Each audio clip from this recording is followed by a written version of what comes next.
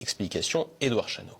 Les Bulgares n'en veulent pas, mais les autorités européennes exigent. Mercredi, la Banque centrale européenne a donné son feu vert pour que le pays, membre de l'UE depuis 2007, devienne le 21e membre de la zone euro.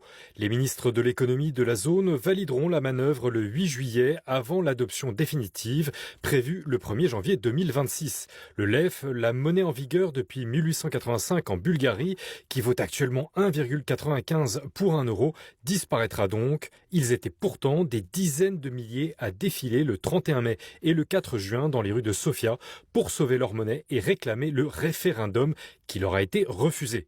Un nouveau coup de force que dénonce l'économiste Philippe Murer, cofondateur du mouvement politique citoyen. Les Bulgares sont majoritairement opposés à l'entrée dans l'euro.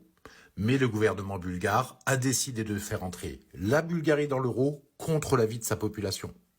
Nous sommes malheureusement habitués à ce fonctionnement antidémocratique dans l'Union européenne. Abandonner une liberté aussi essentielle que la monnaie au profit d'un machin supranational nécessite au minimum l'accord de la population par un référendum. Malheureusement, comme tous les référendums sont perdus par les partisans de l'Union européenne, ces derniers n'osent plus en tenir. Référendum sur la Constitution européenne en France, aux Pays-Bas et en Irlande en 2005 et 2008, bien sûr, mais aussi contre l'euro en 2000 au Danemark. La monnaie européenne a été de facto imposée sans référendum en 2001 en Grèce, en 2011 en Estonie, en 2014 en Lettonie, en 2015 en Lituanie, malgré les oppositions. Ajoutez à cela le soutien à l'annulation de la récente élection présidentielle roumaine.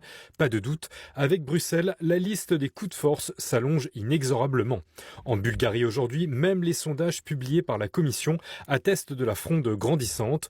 En mai, 43% de la population se prononçait en faveur de l'euro, mais 50% contre, un chiffre en hausse par rapport à l'automne 2024. Mais Bruxelles ne veut rien entendre.